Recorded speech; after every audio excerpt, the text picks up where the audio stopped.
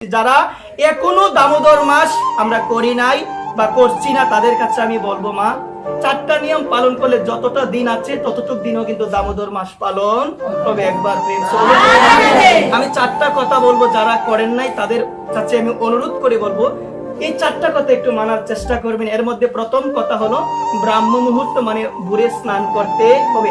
এখনো যে কয়েকটা দিন বাকি আছে আমি অনুরোধ করে বলছি, প্রাতঃ স্নান করতে হবে, ব্রাহ্ম মুহূর্তে স্নান করতে হবে। তো তুমি বলবে কি যে ব্রাহ্ম মুহূর্তে কেন স্নান করব? ব্রাহ্ম মুহূর্তে স্নান করলে তোমার শরীরও কিন্তু ভালো থাকবে। মেডিকেল সায়েন্সে অনেকগুলো কথা বলে ব্রাহ্ম মুহূর্তে তুমি যখন স্নান করবে, স্নান করার পর যদি তুমি একটু ঘর থেকে বের হয়, এই যে আবহাওয়াটা তোমার শরীরের মধ্যে যদি লাগে, এটা কিন্তু অনেক রোগ প্রতিরোধ করে। একবার অনেক রোগ প্রতিরোধ করে। মা সকালে ঘর থেকে বের হলে স্নান করে ব্রাহ্ম মুহূর্তে একটু ভালো লাগে না? আবহাওয়াটা ভালো লাগে না মা? এই যে আবহাওয়াটা সকলের যে হাওয়া মানে বাতাস, ওই বাতাসটা ভালো লাগে কি? ভালো লাগে। এই কারণে আমি মায়েদের কাছে অনুরোধ করে বলবো যে এখনো যে কয়েকটা দিন আছে, তুমি যদি নিরামিষ আহার নাও করো, আমি তোমার কাছে অনুরোধ করে একটা কথা আমি বলতে পারি, যে কয়েকটা দিন আছে তুমি ঘুম থেকে ওঠার পরে ব্রাহ্ম মুহূর্তে স্নান করার চেষ্টা করো। তারপরে বলছে তিলক। তারপরে কি বলছে মা? দ্বিতীয় নম্বর হলো তিলক। তুমি বলবে আমাদের গুরুদেবের তিলক না, আমি সেই কথাটাও বলে দিব। তোমাদের গুরুদেবের যদি তিলক না থাকে, জল তিলকের তো বাধা নাই। আছে কি বাধা? বাধা আছে কি? ওম নমো কেশবানন্ত গোবিন্দ বরাহ পুরুষোত্তম পূর্ণ যশস্মা ঈশ্বর তিলকম মে প্রসিদ্ধ কেশবায় নমঃ কণ্ঠে গোবিন্দায় নমঃ ললাটে মাধবায় নমঃ। ওইরকম বলা যায় কি? বলা যায় না? ওইরকম বলবে মাধবায় নমঃ নারায়ণায় নমঃ। আর যদি না পারলে কি বলবো? হরে কৃষ্ণ কৃষ্ণ কৃষ্ণ হরে হরে, হরে রাম রাম রাম হরে হরে।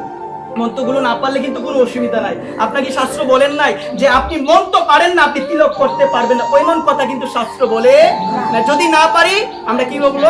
হরে কৃষ্ণ বলে বলে আমরা আমাদের দ্বাদশ অঙ্গে তিলক করব। এখন আপনাকে যদি কেউ প্রশ্ন করে যে দ্বাদশ অঙ্গে তিলক কেন করতে হবে, 10 অঙ্গে করলে অসুবিধা কি, আপনি কি বলবেন? দ্বাদশ অঙ্গ মানে হলো ভগবানের দ্বাদশটা অঙ্গ।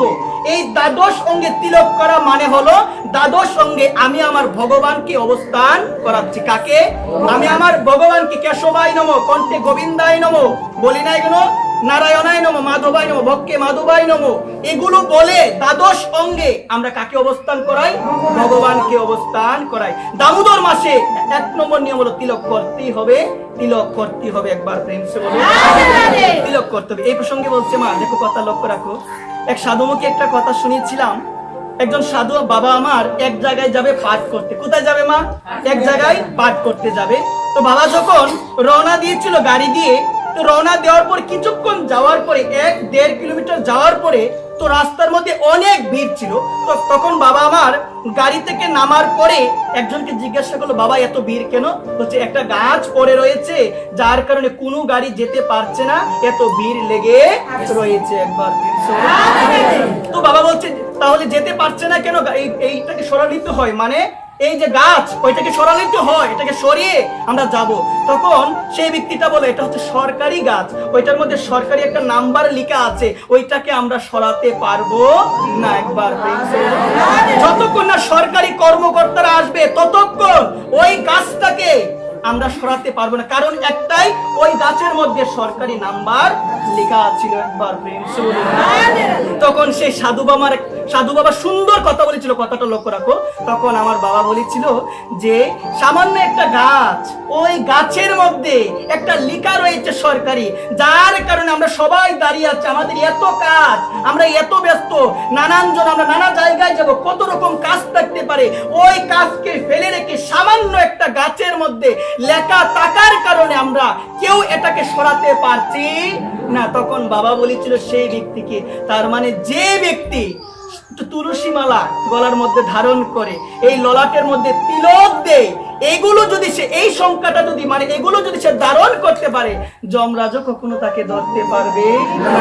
সামান্য একটা লেখার জন্য, সরকারি লেখার জন্য আমরা তাকে ধরতে পারছি না, তার মানে আমাদের যদি তিলক থাকে, আমাদের যদি কণ্ঠিমালা থাকে, ওই যমরাজও কখনো ধরতে পারবে না। একবার বাবা কত বড় শিক্ষাটা দিল। এই জায়গায় বলছে, ভাগবত বলছে 6ষ্ঠ স্কন্ধে যমরাজ স্বয়ং যমদূতদের বলছেন যে হে যমদূত, তোমাদের উদ্দেশ্যে আমি একটা বার্তা দিচ্ছি, যে ব্যক্তির কণ্ঠী মালা থাকে, যে ব্যক্তির ললাটে তিলক থাকে, তার কাছে কখনো তোমরা যেও না। সে হলো আগুনের ন্যায়, তাকে যদি তোমরা ধরতে যাও আগুনে তোমরা ভস্ম হয়ে যাবে। এই কারণে আমাদের শাস্ত্রের মধ্যে অনেক মহিমা রয়েছে, তিলক এবং কণ্ঠীমালার মহিমা, এগুলো দেওয়ার চেষ্টা করবেন। এবং যদি গুরুদেব প্রদত্ত না থাকে কি করবেন? কি করবেন? জল তিলক করবেন। আমার কি করবেন? জল তিলক করবেন। একবার প্রেম সে বলো রাধে।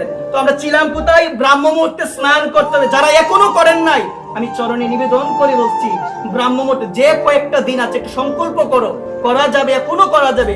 ব্রাহ্ম মুহূর্তে স্নান করো, তিলক পরিধান করো। কয়টা হলো?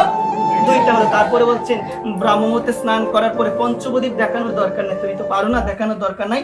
একটা প্রদীপ নাও, প্রদীপ নেওয়ার পরে কি করো? তুমি গান পারো না, তুমি কোনো আরতি জানো না, মঙ্গল আরতি কোনো কিছু তুমি জানো না, বজ শ্রীকৃষ্ণ চৈতন্য প্রভু নিত্যানন্দ শ্রী অদ্বৈত গদাধর শ্রীবাসাদি গৌর ভক্তবৃন্দ, এই গানটা একটু প্রভাতী সুরে, কোন সুরে?